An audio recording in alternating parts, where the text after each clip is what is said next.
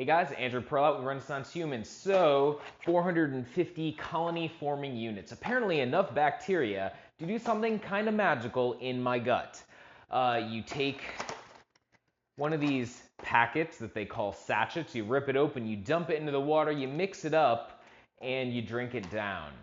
And apparently, if we're to believe over 60 studies that have been done on Visibiome, one brand that uses this formulation, or VSL number 3, another brand that uses the formulation, this stuff will totally reboot your digestive system, and the studies seem to show that that's what's happening. People with IBS and colitis, as well as several other disorders, seem to make rapid recoveries when they're using this stuff. The success rate is pretty high, and we're going to talk a little bit about some of the science looking into the digestive issues that they've dealt with this.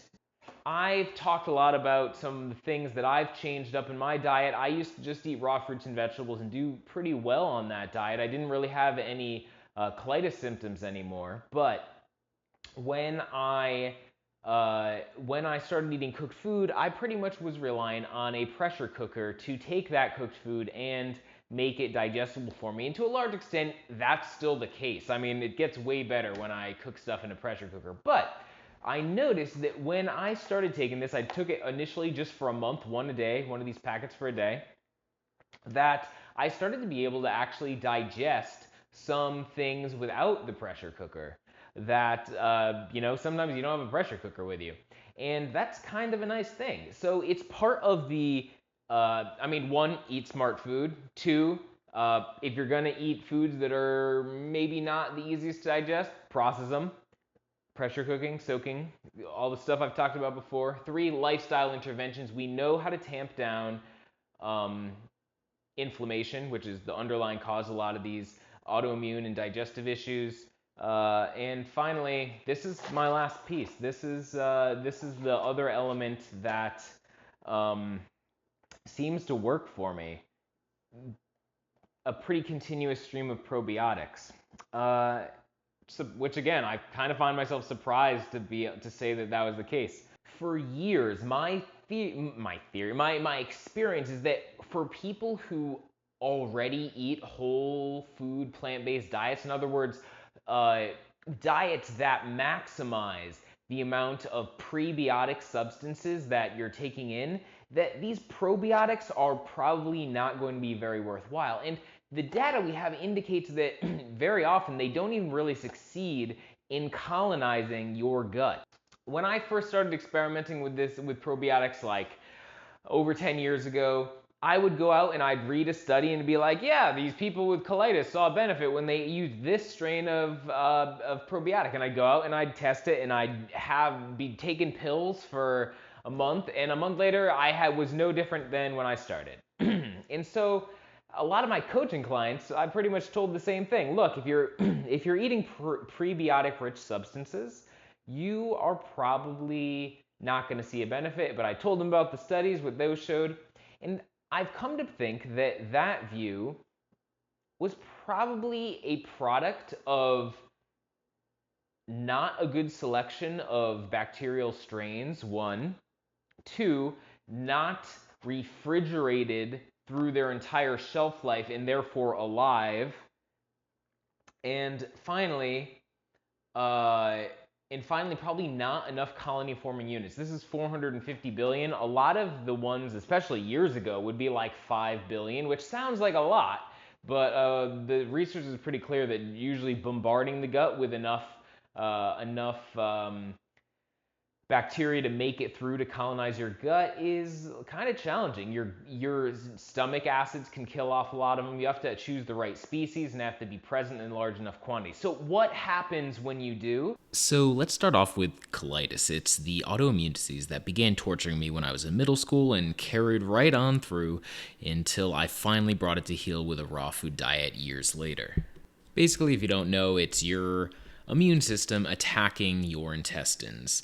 And it's not fun, ruined my life for a long time, and I would not wish it on my worst enemy. So what happens if you give this probiotic formula to people with colitis. Let's look at a few studies. This one took people with mild to moderate colitis that was resistant to treatment. So in other words, the drugs, usually the steroid hormones that often people will use against colitis, and they just wanted to see what probiotics would do. By the end of 6 weeks, 77% had either gone into complete remission or had seen a significant improvement in symptoms, all without any negative side effects. The later of which is particularly important because a lot of the drugs that people use to treat colitis are not really pleasant in the side effect department. So, how about children with colitis? How would a big dose of probiotics help them after a number of weeks? At the end of the study, 56% had gone into remission, and combined with the people who saw an improvement, 61% benefited. I don't speak or read a word of Korean, but the abstract of this study, which looked at a number of patients with mild to moderate colitis, found that 66% either went into remission or saw improvement. All right, what about irritable bowel syndrome, IBS? Bloating, gas, maybe diarrhea. In other words, people reacting very poorly to food. The patients in this study had diarrhea predominant IBS, which is one of the subtypes. After 8 weeks of taking these probiotics, they had no less diarrhea, abdominal pain, or gas. But interestingly enough, despite it not reducing gas, it did seem to reduce bloating significantly among those taking it. A second study on IBS, however, did see improvement in both flatulence and bloating compared to the placebo group.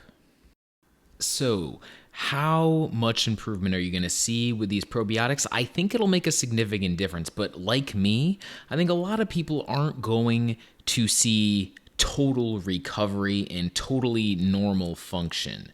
And at least for me and a lot of my coaching clients, you really have to bring on board the other elements of diet, of lifestyle. If you are currently suffering, you're probably going to have to start with a fast followed by an elimination diet, but you can likely achieve a symptom-free state. So, some suggestions for you if you want to give this a shot. One, buy the packets. They call them sachets, usually online.